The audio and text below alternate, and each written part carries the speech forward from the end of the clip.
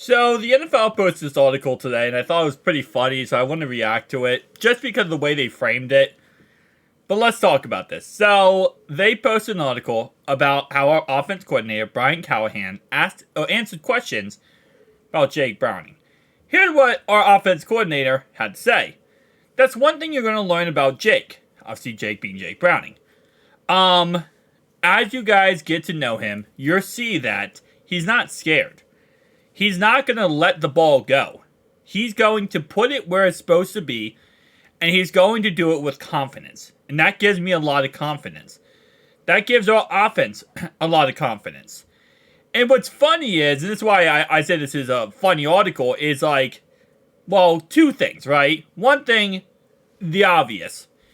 Brian Callahan is going to talk very highly of Jake Browning. Anyone in the organization will too. This is not a shot at Jake Browning, by the way. But I'm just saying, in general, they will. Because the only way you're going to be able to be successful the rest of the season, the only way Jake Browning is going to be successful outside of his pure play is to have confidence in the guy. You know? Support him. Say, hey, we have your back. We truly believe you can go out there and play your best football and be one of the best in the game. And again, I really do have confidence in Jake Browning. I think he's going to be a great quarterback for us the rest of the season. But ironically enough, it's like, this is what you're supposed to say. This is what a good team says about their backup quarterback when he comes in. Because you don't trash the guy. You don't doubt the guy. You say, hey, listen, we have faith that he can get the job done. We have faith he's not going to go out there and throw in interceptions. We have faith he's not going to, be risky with the football. Now, I will say it like this, though. Breaking this down, again, like I said, I believe Jake Browning will be successful. And a lot of the reasons why is exactly what he says here. Is that he says that he is confident that he will not throw, again, in a sense, risky passes. That's what he's confident in. Is he won't throw risky, stupid passes. And because what they're going to do pretty much is they're going to have him on a strict play call, strict game plan the rest of the season. So we saw this with Joe Burrow when Joe Burrow got hurt, right? They said, hey, Joe, hike the ball, throw it within 2.5 seconds. Your guy's not open, throw the ball away. Hike it, throw it away. Hike it, throw it away. Hike it, throw it away. They're going to say, listen, Jake, what we want you to do here is we want you to hike the ball. You have 3 reads. 1, 2, 3. Get the ball out of your hands within that certain amount of seconds, or look to run the ball. So they're going to teach him and coach him here in a very simplistic playbook. Now, I'm not saying that Jake Browning in any way can't, go out there and perform at a top level with the most advanced playbook possible, or the full playbook, but especially the first couple weeks that he's finally now starting. I say finally. I honestly say finally. I say finally because I feel like, I have always been a fan of this guy. I'm excited that he's going out there and playing. Obviously, awful that Joe Burrow went down for the season.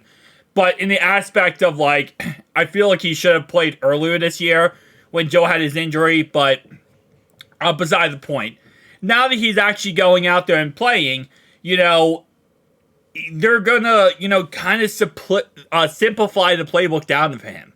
Now, a lot of that is because, again, he doesn't have as much timing down with some of the players. A lot of that is because, again, he doesn't have much NFL experience. And there's going to be different looks that, for example, this week, Pittsburgh sends at us. There are going to be different blitzes they send at us because they're going to try to rattle him. And the biggest thing, the best thing you can do as an offense coordinator going into this game is realize your limitations. Your limitations is, again, Jake Browning because he's brand new. So what they're going to do, again, like I said, is simplify the playbook, give him quick reads, give him quick plays that he can check down to, that he can look at, and kind of go through that over and over and over again all week of practice. The good thing is, right, is that we have a full week here to kind of go out there and say, okay, this is exactly what you need to do. And we're going to the Steelers, but we're going to be playing them in Cincy, which is already awesome because that's home field advantage. That's crowd going to be pumping him up. He's going to be excited. And again, I do agree with Brian Callahan. He doesn't look scared. When you look him out there on the field, he doesn't look like he's scared in any way possible. He looks like, you know what, this is my chance. I'm going to take the most of it, and I'm going to make the most of it.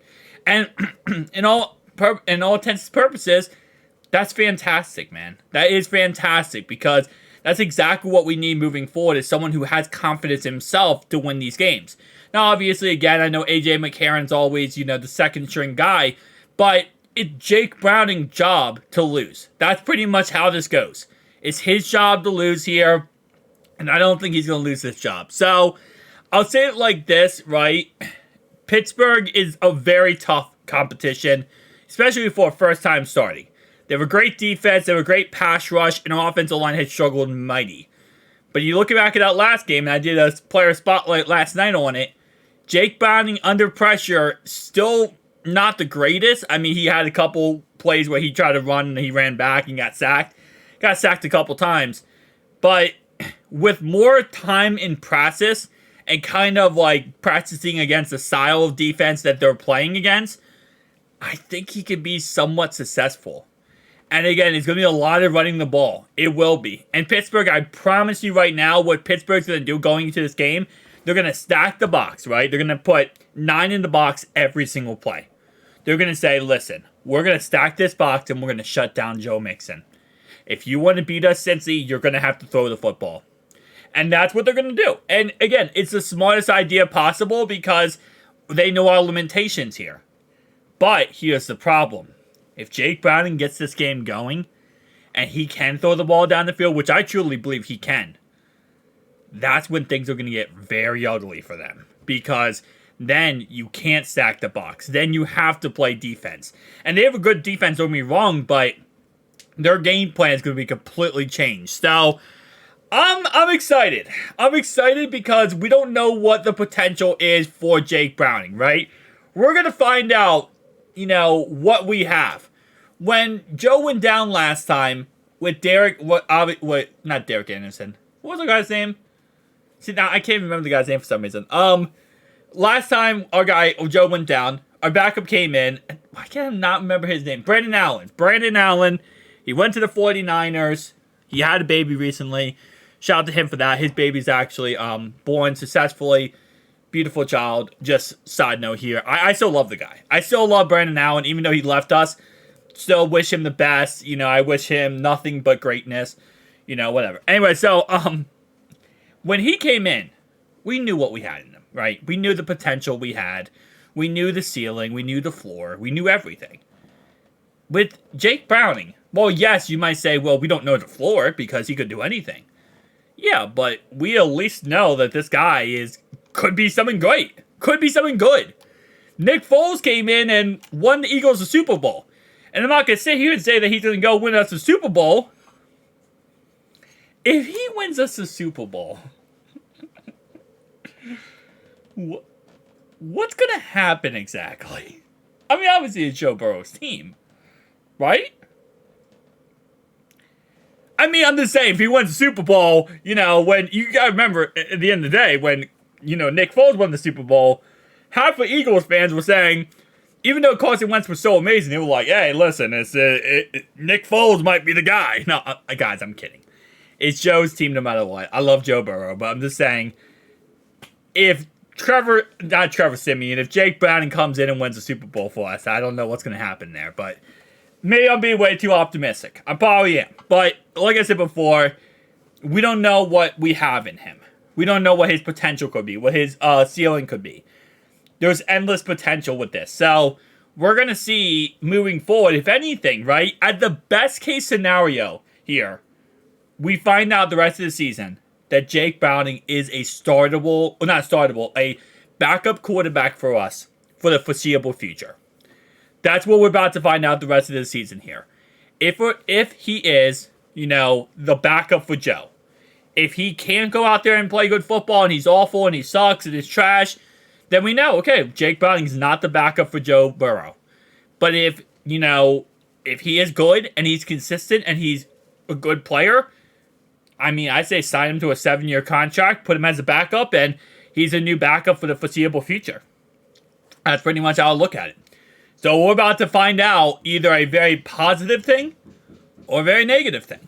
And if anything, listen, if we do lose, we lose, okay? If we don't make the playoffs, we don't make the playoffs.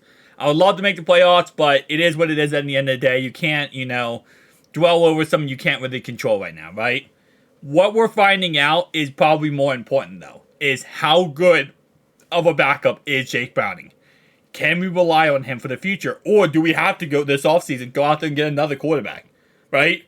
Do we have to go get somebody else? And the best way to make a guy better is experience in the NFL. And that's exactly what we're going to see the next couple weeks. Let me know below your thoughts and opinions. I'll see you guys in the next one. Peace out.